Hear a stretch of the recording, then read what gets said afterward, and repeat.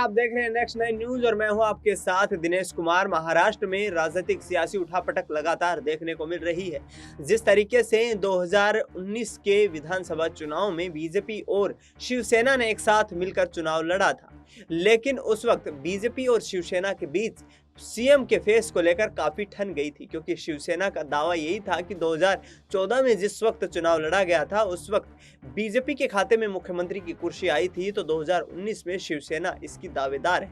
ऐसे में बीजेपी के न मानने पर उद्धव ठाकरे ने महाविकास अघाड़ी गठबंधन का रुख कर लिया था और कांग्रेस एनसीपी के विधायकों के साथ मिलकर वो मुख्यमंत्री बन गए थे। लेकिन ज्यादा वक्त तक मुख्यमंत्री का ताज उनके सर पर नहीं रहा। उसके बाद महाराष्ट्र की राजनीति में पहला सियासी भूचाल देखने को मिला, जब एकनाथ शिंदे ने 41 विधायकों को साथ लेकर सरकार में शामिल होने का फैसला किया।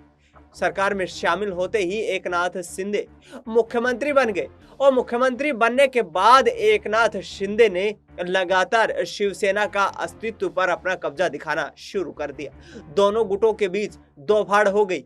एकनाथ शिंदे और उद्धव ठाकरे दोनों अपने आप को शिवसेना का असली उत्तराधिकारी बताने लगे।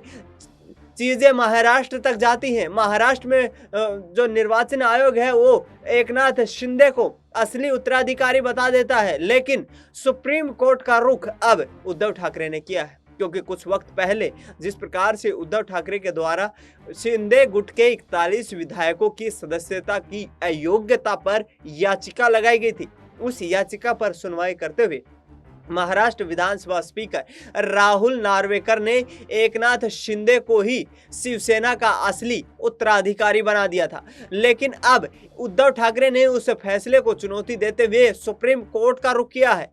जी हां, सुप्रीम कोर्ट में चीफ जस्टिस डीवाई चंद्रचूड़ की अगुवाई वाली बेंच इस मामले की सुनवाई कर रही है और महाराष्ट्र विधानसभा स्पीकर राहुल नार्वेकर और एकनाथ शिंदे के 41 विधायकों के सामने नोटिस पेश किया गया है और नोटिस का जवाब देने का समय भी निर्धारित किया है। उन्होंने कहा है कि 20 दिनों में इस नोटिस का जवाब देना अनिवार्य है। अब देखना यही होगा कि चुनावों से पहले क्या शिवसेना की बागडोर फिर से उद्धव ठाकरे के पक्ष में आती है। उद्धव ठाकरे की तरफ से केस लड़ रहे वरिष्ठ अधिवक्ता कपिल सिब्बल ने अपनी दलील पेश करते हुए कहा कि उद्धव ठाकरे से जबरदस्ती एकनाथ शिंदे ने पार्टी का अस्तित्व छीना है और वो जबरदस्ती पार्टी के सर्वे सर्वा बनने की कोशिशें कर रहे हैं। अब देखना यही होगा कि क्या चुनाव से पहले ही एकनाथ शिंदे को कड़ा झटका लगेगा, क्योंकि साल के अंत में महाराष्ट्र में विधानसभा के चुनाव होने हैं और ऐसे में एकनाथ शिंदे की मुश्किलें अब बढ़ती नजर आ रही है। फिलहाल इस खबर में इतना ही। देश दुनिया की तमाम बड़ी खबरों के लिए आप देखते रहिए